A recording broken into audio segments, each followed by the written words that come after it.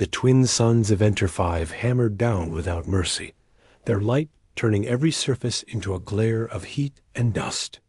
Eric Donovan leaned against the bulkhead of his workshop, grease-stained hands braced on the warped metal frame.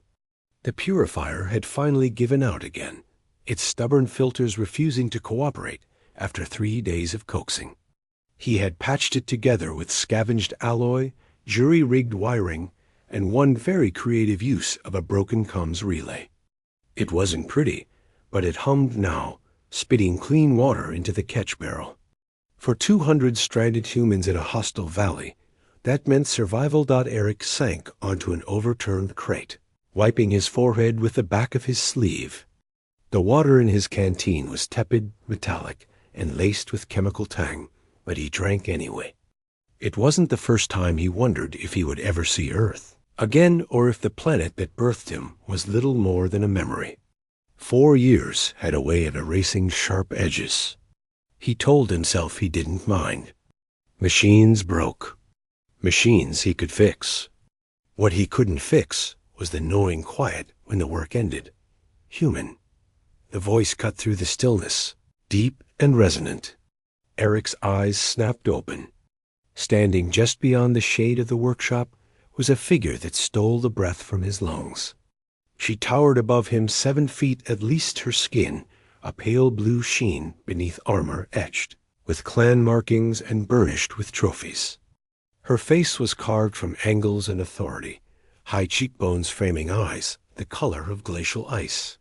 White hair swept to one side, cropped short except for the longer strand that caught the light like silver wire.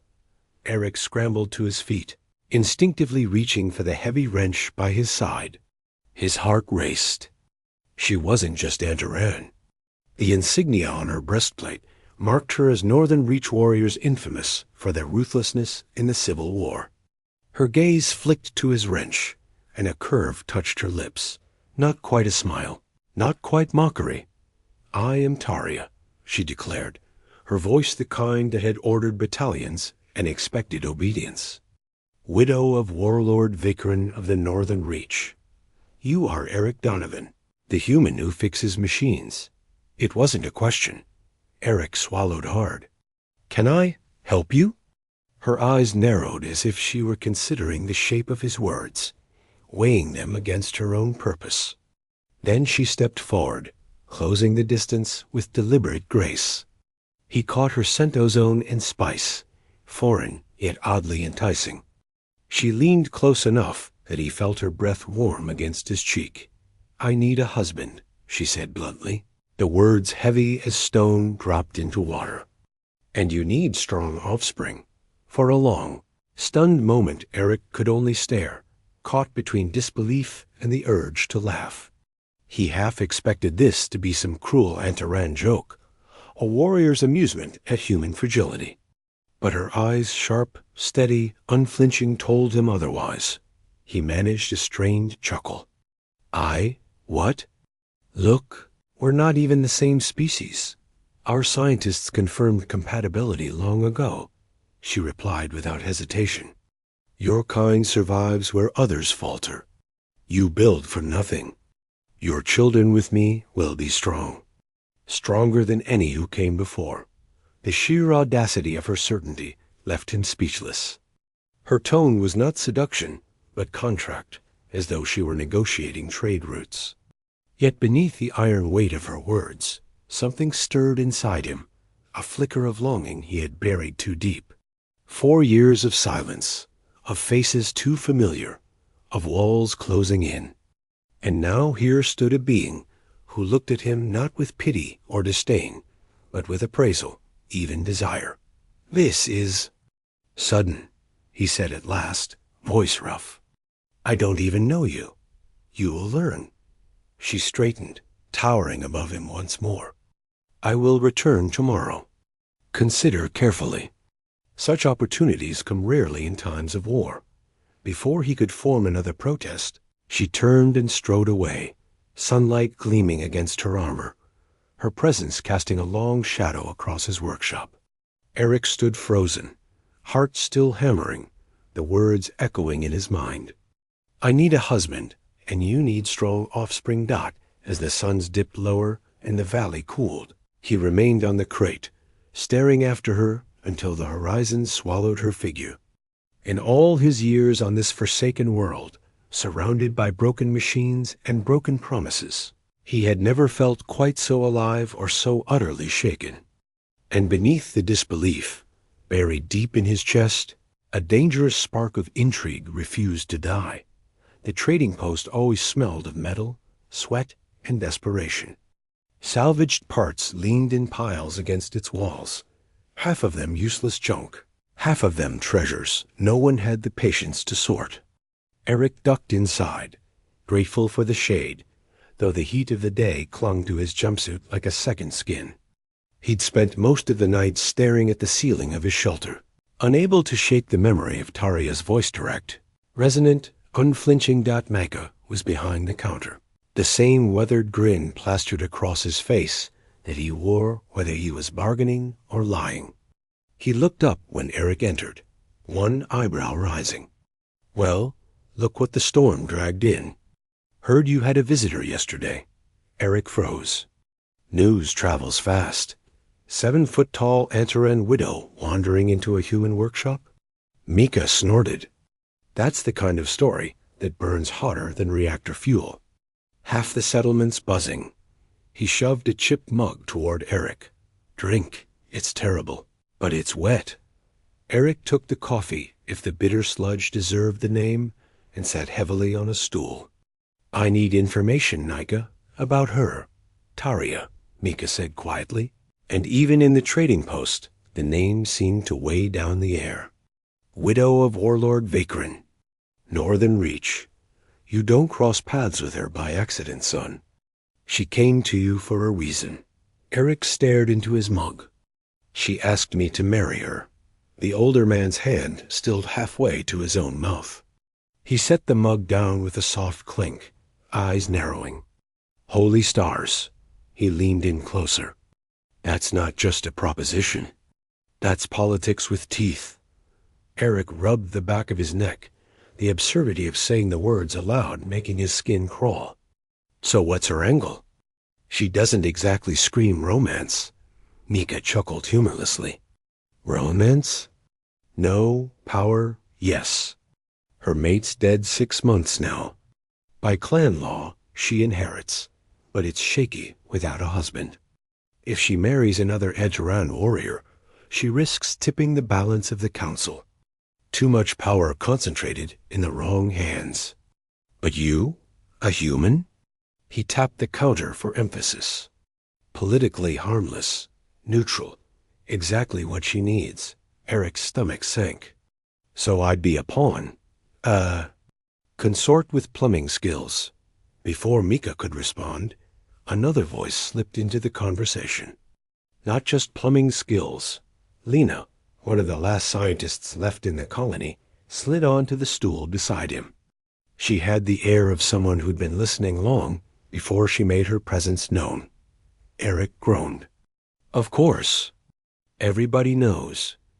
Everyone knows she chose you," Lena corrected, her dark eyes sharp with curiosity. "And that means more than politics. Antaran females are selective, especially leaders. They're drawn to competence, resilience, survival. Traits you have in spades." Eric scoffed, but the heat rising to his cheeks betrayed him. "You're saying she actually wants me?" Lena's expression didn't waver. "I'm saying attraction was part of the equation. Antaran pairings are rarely just strategy. You've kept this settlement alive longer than anyone thought possible. You adapt. You endure. That matters." Mika leaned back, smirking. "Plus, you're not the worst-looking grease monkey I've ever seen." Eric shot him a glare, though the corner of his mouth twitched despite himself. The humor faded quickly under the weight of reality. "So if I say yes, I get dragged into a political minefield. If I say no..." He let the thought hang, though he suspected refusal wasn't truly on the table. Lena studied him, voice softening. "The real question is, do you want her? Not just for survival." Not for politics. For yourself. Eric opened his mouth to deny it, to insist he hadn't thought that far, but the words caught. He remembered the glint of Taria's eyes, the scent of ozone and spice, the way her presence filled the air like gravity. Different, alien, yet undeniably magnetic. He stared into his cup again, watching the dark liquid tremble with the faint vibration of machinery somewhere in the back of the post. "I don't know," he admitted quietly, "but maybe I want to." The door creaked open then, sunlight spilling across the dusty floor. The room went still. Taria ducked through the frame, her towering form filling the entrance, her gaze immediately finding him. Warriors scattered to the sides, whispers dying on their tongues. "You seek information about me," she said, striding forward, her voice carrying to every corner. It wasn't a question. Eric stood, pulse quickening. "I needed to understand what I'd be getting into." Something flickered in her icy eyes, not anger, but approval. Wise. A mate who acts without knowledge is useless. The trading posts seemed to vanish around them. Only her gaze mattered, pinning him in place. His throat went dry. "And if I agree? Then you will come to my territory," she said without hesitation. "You will be my consort.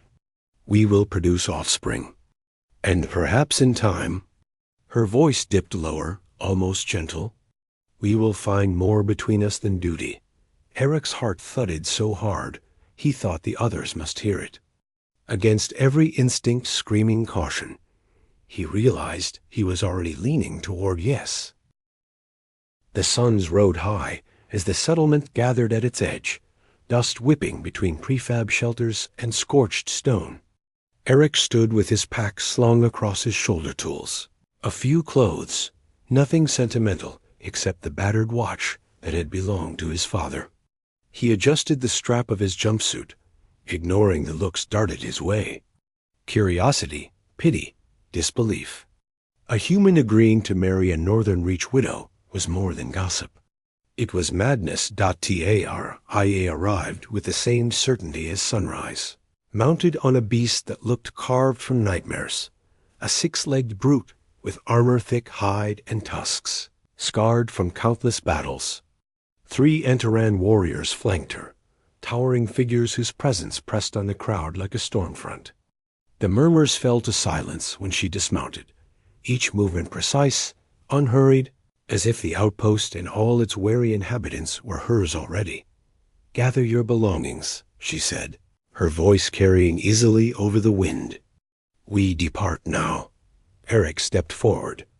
He had expected to feel small beside her, but the sensation still rattled him. Her shadow swallowed his own. Without ceremony, she extended a hand, fingers tipped with blunt warrior's nails. He hesitated only a moment before taking it. Her grip was iron as she pulled him up behind her onto the beast's back. "Hold tight," she commanded.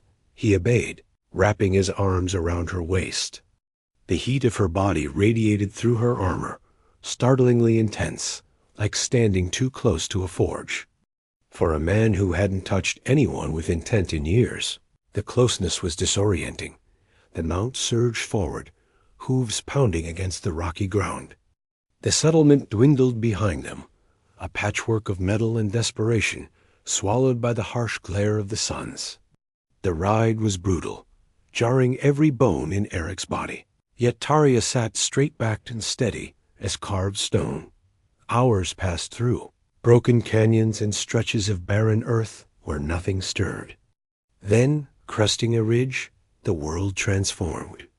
Before them spread a valley veined with rivers, green with cultivated fields that glimmered under irrigation. Structures of stone and reinforced metal rose from the ground, solid, enduring, built for generations rather than survival from one week to the next. Eric's breath caught. After years of scraping by, the sight was overwhelming, a place that wasn't merely surviving, but thriving. "Your new home," Taria said, her voice softer, but no less commanding. They descended into the valley, warriors and workers pausing in their tasks to watch. Antaran eyes followed him with open suspicion, some with hostility, others with guarded curiosity. He caught muttered words, sharp laughter, the sound of a spit striking the ground. "They don't seem thrilled about my arrival," Eric murmured. "They will accept you when you prove your worth," Taria replied. "Words mean nothing to my people. Actions decide value." The central hall loomed ahead, an imposing fortress of stone buttresses and iron doors. Inside, the air was cooler, filtered through vents that carried the scent of smoke and oil. Weapon racks lined the walls. Banners of past victories hung high. Yet amid the martial grandeur, there was a strange sense of order, of belonging to something larger than survival. Taria led him through winding corridors, the clank of her boots echoing against stone. Antaran guards and servants stared openly, some sneering, others whispering as they passed. Eric kept his chin level, refusing to give them the satisfaction of seeing unease at last. She stopped before a broad door inlaid with polished metal. "These are your quarters," she said, pushing it open. Eric stepped inside. The chamber was larger than his entire workshop, back at the human settlement. A stone bed piled with thick furs dominated the center, flanked by carved furniture and a basin that trickled with actual running water. He set his pack down slowly, the reality of this step pressing down on him. He wasn't visiting. He wasn't fixing machines and heading home. This was home now. "You will join me tonight for the evening meal," Taria said. "There, you will be presented to the clan council. They will test you." Her gaze lingered on him, sharp as a blade. "Be prepared. And after that?" Eric asked, though he already sensed the answer. Her expression shifted, just slightly, but the weight of it made his pulse quicken. "After that, we begin what you humans call marriage." The directness of her words left no room for evasion. Eric felt heat climb into his neck, though whether from fear or anticipation he couldn't tell. He drew a slow breath, forcing himself to meet her eyes. "Then I'd better make a good impression." A rare flicker of amusement curved her lips, gone as quickly as it came. "Do not fail me, Eric Donovan." When she left, the door shut with a heavy thud, leaving him alone in silence. He stood there for a long moment, the enormity of the choice finally sinking in. Once, he had come to Enter 5 for a simple contract repairs, maintenance, credits for the next job. Now he was on the brink of becoming something else entirely. Husband, consort, perhaps even father. He moved to the basin and let the cool water run over his hands. The dust washed away easily, but the weight pressing on his chest remained. Tomorrow, the council would decide if he had any right to stand at Taria's side, and deep down. Despite the fear, he found he wanted to prove himself worthy, not just to them, but to her. The hall of the Northern Reach was a cathedral of stone and steel, its high arches carved with scenes of ancient battles, the air heavy with the scent of oil lamps and smoldering braziers. Eric stood at Taria's side, his heart hammering as warriors and council members filed into their semicircle of seats. Every eye fixed on him, some curious, most hostile. He had dressed in what passed for formal attire, a tunics stitched from Antaran cloth, cut and adjusted to fit his smaller human frame. It felt strange against his skin, alien in weight and weave. He caught the whisper of steel as guards shifted in the shadows, their hands never far from the hilts of their weapons. Taria took her place at the head of the chamber, posture regal, her chin lifted. "This is Eric Donovan," she announced, her voice echoing with authority. "Human engineer, survivor of 4 years on Enter 5. He is my chosen mate." The murmur that followed was more like a growl. One counselor, his armor scored with battle scars, leaned forward, his voice cutting the silence. "A human? He is no warrior. How can he protect you, or this clan?" Eric swallowed, feeling the heat of dozens of stares. Taria's gaze flicked to him, a silent command. "Speak." I can't match your strength, Eric said, his voice steady despite the tremor in his chest. But I don't need to. My strength is different. Machines that failed, I repaired. Systems that broke, I rebuilt. While others fought, I kept people alive.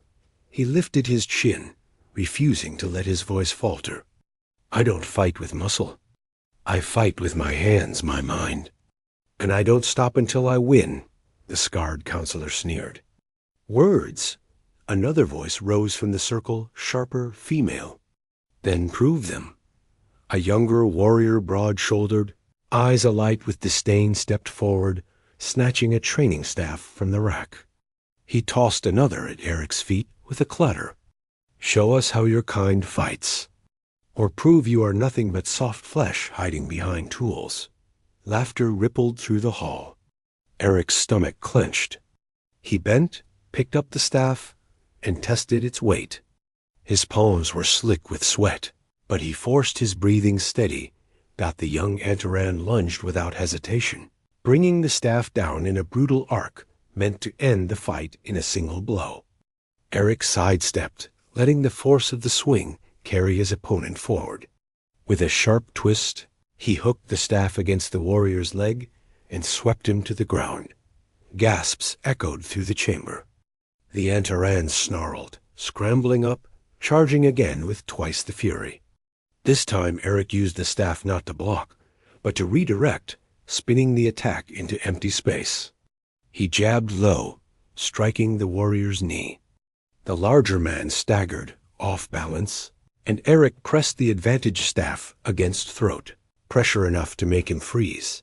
The hall fell silent. Eric stepped back, lowering his weapon. On Earth, he said, breathing hard but keeping his tone level, we have a saying, work smarter, not harder.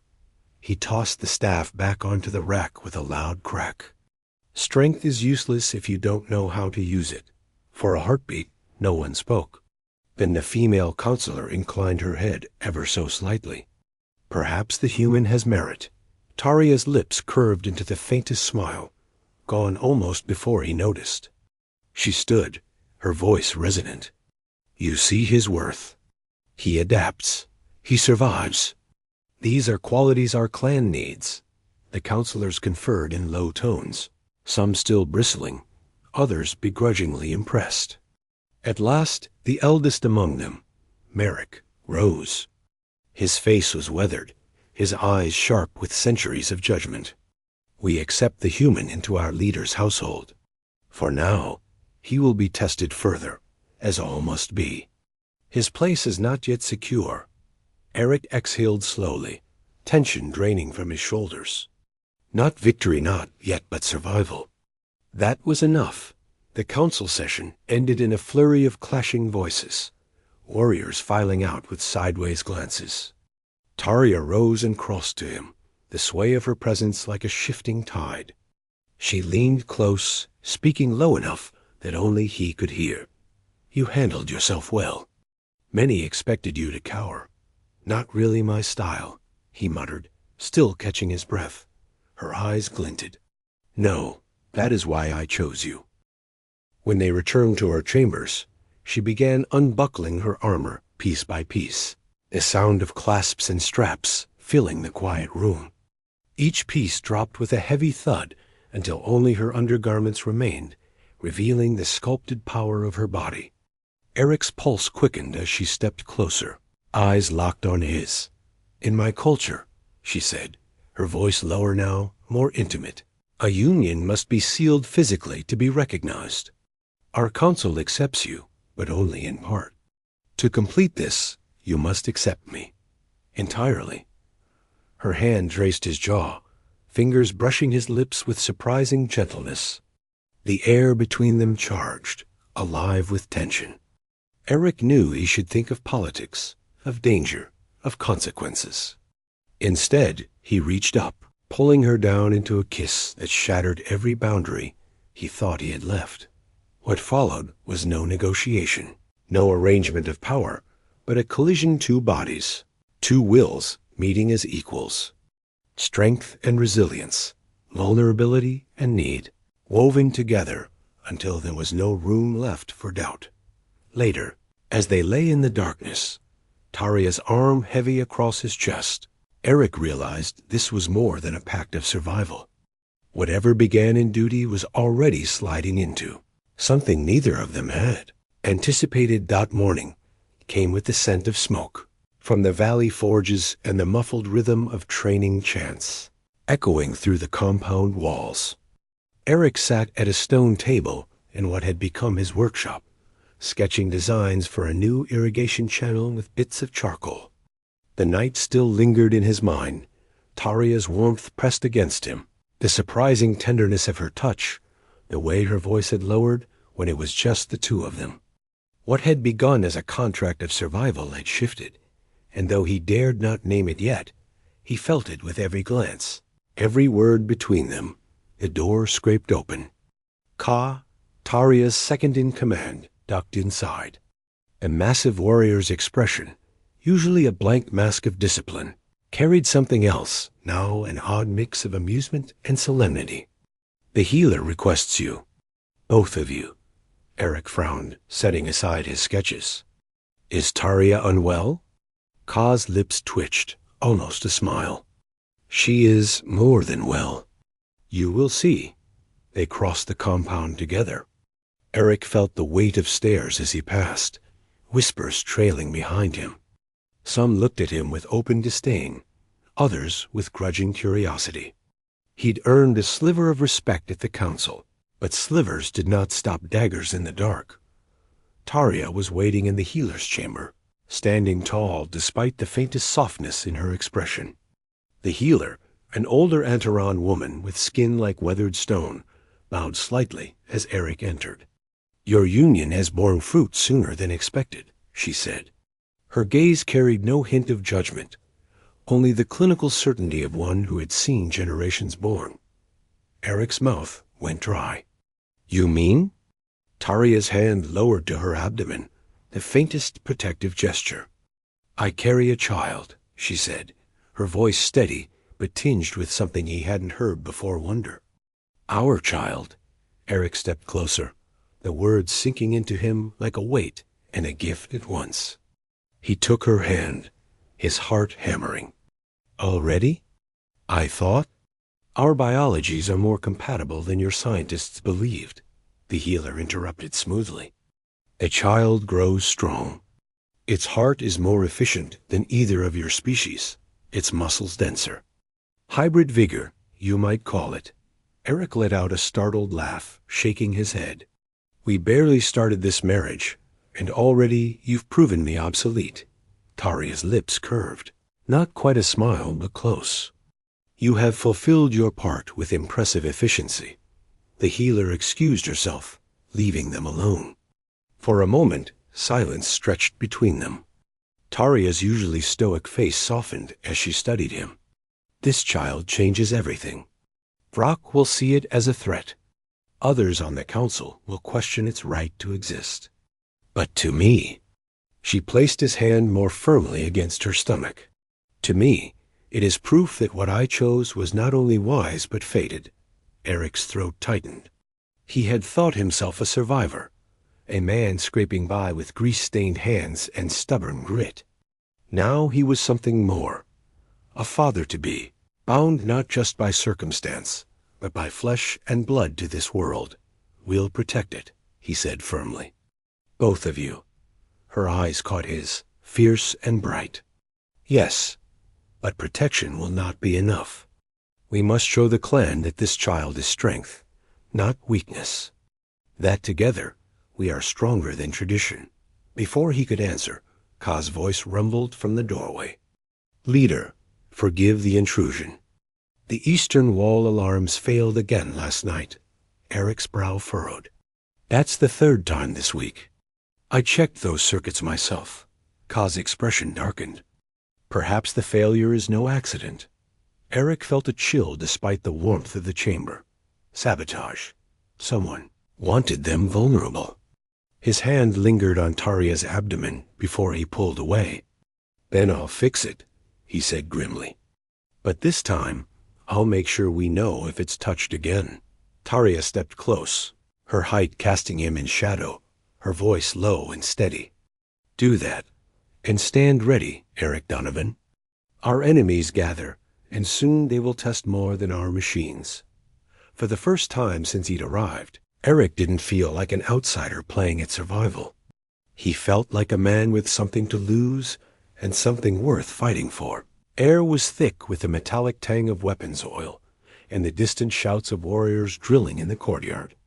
Eric crouched at the eastern wall, his fingers moving with practiced precision over a nest of wires. The alarm should have triggered the moment the circuits were cut, but instead it had been carefully bypassed, a false loop spliced in to mimic function. Whoever had done it wasn't clumsy. They were skilled, deliberate, and dangerously close. Ka loomed at his side, massive arms crossed. "This is not failure," the warrior said, voice low and grim. "It is sabotage." Eric clipped the last connection, his jaw tightening. Yeah, and whoever did it knew exactly how to make it look like normal wear. He added a small device of his own design, a secondary circuit hidden beneath the main board. "If they try it again, I'll know." "And they won't." Ka grunted in approval, though his eyes scanned the horizon as if expecting the enemy to appear from the rocks. "Vrock has many sympathizers. He whispers that the clan cannot be led by a widow carrying a half-breed child." Eric felt heat rise in his chest. The word half-breed sat in his gut like poison. He secured the panel with a final twist and stood, brushing dust from his hands. "Let him whisper. When he moves, we'll be ready." But readiness came sooner than either expected. That night, the council gathered in the central hall, voices rising in debate over patrol routes and resource distribution. Taria sat tall upon the warlord's seat, her presence commanding even when silent. Eric stood at her right hand, the outsider-made consort, enduring the glances that flicked between disdain and fear. The debate was cut short by a sudden blast of the perimeter horns. Warriors surged to their feet, weapons drawn. Ka burst through the chamber doors, armor scored with fresh scratches. "The eastern wall is breached." Eastern clan warriors pressed the gate. Chaos erupted. Council members shouted orders, some drawing blades, others slipping into the shadows. Eric caught sight of Yarn, Taria's closest advisor, moving not toward the defense, but away, slipping down a side corridor with unsettling calm. Suspicion burned in Eric's chest. He leaned close to Taria. "It's Yarn. He's too calm." "I'll check the control room." Her eyes narrowed, but she nodded. "Go. I will hold the gate." Eric sprinted through the corridors, the clash of steel and war, cries growing louder behind him. The control chamber lay at the compound's heart, its consoles glowing dimly. And there, hunched over the central panel, was Yarn. His long fingers moved with precision, shutting down defense grids one by one. "I knew it," Eric breathed. Yarn turned, his face impassive, as though he had been expecting him. "Humans are so predictable. You sniff at trails like dogs, chasing scraps of suspicion. But this is beyond you." Eric took a step forward, fists clenched. "You're working with Vrock. Vrock promises me power," Yarn said calmly. "And the Easterners, a share of territory. The widow carries weakness in her womb. Better she and her human mate are swept aside now, before the clan rots." Eric's gaze darted to the console. Half the defense grid was already offline. Outside, the sounds of combat escalated into a roar. He needed to act fast. "Funny thing about weakness," Eric said, his voice sharp. "It outlasts cowards every time." Yarn's lips curled, and he drew a concealed blade. "Then let us test that theory." Eric moved first, grabbing a wrench from the workbench and hurling it with all his strength. Yarn ducked, but the distraction gave Eric time to close the distance. They grappled, the alien's strength pressing him toward the floor. Eric twisted, recalling Ka's lessons: never fight Antaran muscle head-on, always redirect. He dropped his weight, using Yarn's own momentum to flip him over. The blade clattered across the stone floor. Panting, Eric struck at a nerve cluster at the base of Yarn's neck, the same one Ka had shown him. Yarn stiffened, his body going rigid before collapsing. Temporarily paralyzed Eric bound him quickly with cable ties, then spun to the console. Fingers flying, he rerouted power, reactivated turrets, and slammed shields online. Outside, a deep thrum rolled through the valley as the defenses sprang back to life, cutting through the enemy ranks like a sudden storm. "Eric?" Taria's voice crackled through the comms, strained but fierce. "The tide turns. Your machines fight with us." Eric allowed himself one ragged breath of relief. "Keep holding. I'm coming to you." He seized a discarded spear from the weapons rack and ran toward the gate. When he burst into the night air, the scene before him seared into memory. The gate was a maelstrom of blades and bodies. Taria at its center, a storm of motion and strength, her blade flashing silver in the firelight. Blood streaked her armor, her roar rising above the clash. And there, pushing through the chaos, came a figure larger than any other. Vrak, his armor dripped with trophies, his scarred face twisted in a snarl. His eyes burned with hatred as they locked on Taria. "The widow and her pet," he bellowed, his voice carrying across the field. "Tonight I reclaim what is mine." The fighting faltered, both sides parting to form a ring. Antaran tradition was older than the war itself. Leadership could be decided by challenge, and Vrak had invoked it. Taria straightened, bloodied but unbroken.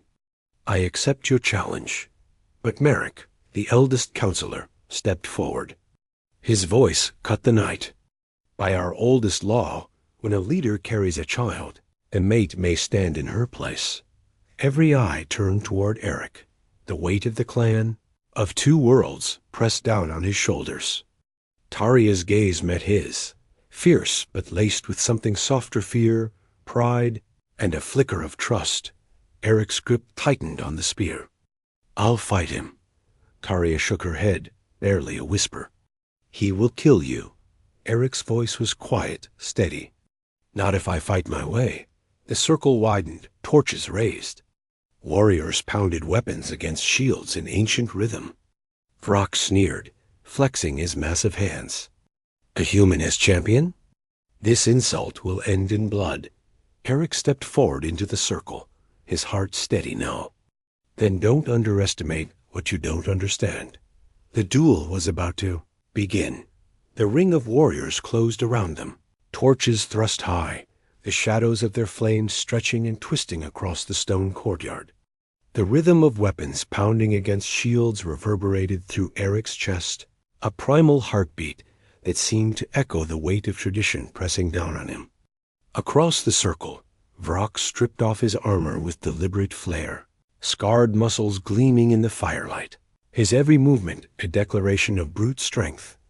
Eric forced his breathing to steady, gripping the spear in his hands. It felt too heavy, too long, yet he knew dropping it would be seen as weakness. He shifted his stance, recalling Ka's words during training. "Don't need strength with strength. Guide it. Break its flow. Me, Rik." The eldest counselor raised his hand. "This challenge is set by ancient law. Victory is decided by submission or incapacitation. May the strongest lead." His hand dropped. "Begin." Vrak lunged with terrifying speed for his size, a roar tearing from his throat as he swung a crushing blow meant to cave in Eric's ribs. Eric sidestepped, narrowly escaping, the sheer force of the strike shaking the ground where it landed. He ducked low, jabbing the spear at Vrak's exposed flank. The tip glanced off hardened muscle, leaving only a shallow mark. The crowd jeered. "Lucky dodge," Vrak snarled, circling. His eyes glittered with cruel anticipation. "Not luck," Eric replied, his voice calm, though his pulse thundered. "Physics." The second charge came harder. Eric braced, angling the spear shaft so that Vrock's momentum slammed against it, redirecting the giant's weight. The Antaran stumbled a step, surprise flashing across his scarred face. The crowd's jeers turned to murmurs. Eric's confidence flickered. He couldn't win by attrition. Vrock had stamina and fury to spare.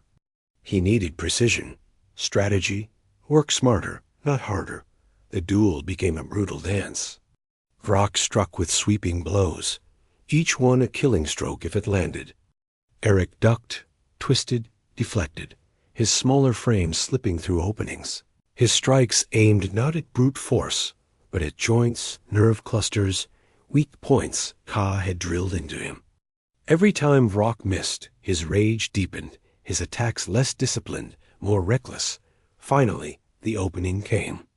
Vrock charged headlong, arms outstretched to seize Eric and crush him in a bear's grip. At the last instant, Eric dropped low, rolling between the warlord's legs, then drove the butt of his spear into the precise nerve cluster at the base of Vrock's spine. The larger man howled, his legs buckling, staggering forward before crashing to his knees. The courtyard erupted in gasps. Eric moved quickly, dropping the spear and locking his arm around Vrock's throat from behind, applying steady pressure. He leaned close, his words cutting through the warrior's growls. Yield or die. For a moment, Vrock thrashed, muscles bulging, veins standing out beneath scarred skin. But Eric's hold was firm, his leverage perfect. Slowly, the great warlord's strength faltered. With a guttural snarl, he slapped his palm against the ground. Submission. The ring exploded in a cacophony of shouts and clashing weapons. Some voices cried outrage, others disbelief, but a growing chorus swelled into recognition. The human had won. Eric released his grip, stumbling back, chest heaving. Vrock lay on the ground, beaten but alive, his glare promising vengeance even in defeat. Guards rushed forward, seizing him by the arms. Taria pushed through the circle, her eyes blazing with fierce pride. Without hesitation, she seized Eric, lifting him from the ground as if he weighed nothing, and kissed him deeply before the entire clan. The crowd fell into stunned silence. Even Ka, stoic as stone, allowed the faintest smile. "My champion," Taria declared, her voice carrying like a clarion call. "My mate." Merrick stepped forward, raising his hands for silence. "The challenge is decided. Eric of Earth has stood for Taria, leader of the Northern Reach, and prevailed. By ancient law, her rule is secured, and her chosen mate recognized." The warriors knelt. One by one, the weight of tradition binding them to acceptance. Ka approached, bowing his head briefly. "We found devices planted throughout the compound," he reported. "Explosives." Yarn was the hand behind them. Taria's expression hardened as Yarn was dragged forward, his face pale with fury and fear. She raised her blade, the weight of execution heavy in the air. But Eric touched her arm, his voice steady, though exhaustion trembled at the edges. "Exile him. Let him live with his failure, far from the clan he tried to betray." Murmurs rippled through the crowd. Execution was tradition. Exile was something else, something new. Taria studied Eric for a long moment, then lowered her blade. "So be it. Yarn is cast out, stripped of name and honor. If he returns, his life is forfeit." Vrock roared as they dragged him away, promising vengeance. But for now, the battle was won. That night, in the quiet of their chambers, Taria traced the bruises along Eric's ribs with uncharacteristic gentleness. "You fought as no Antaran would fight. Yet you prevailed." Eric covered her hand with his gaze drawn to the slight swell of her abdomen beneath the furs. "I wasn't fighting just for me. I was fighting for us. For him." Her lips curved faintly, eyes softer than he had ever seen them. "When I first came to you, I thought only of duty, of strong offspring, of stabilizing power. I did not expect this. Eric smiled, weary but certain. On Earth, we have a word for it. What word? She asked, her voice barely a whisper. Love, he said simply. For a moment, the hardened warlord widow said nothing. Then she leaned down, pressing her forehead to his. Love, she repeated, as if testing the shape of it. And for the first time, she let herself smile without restraint.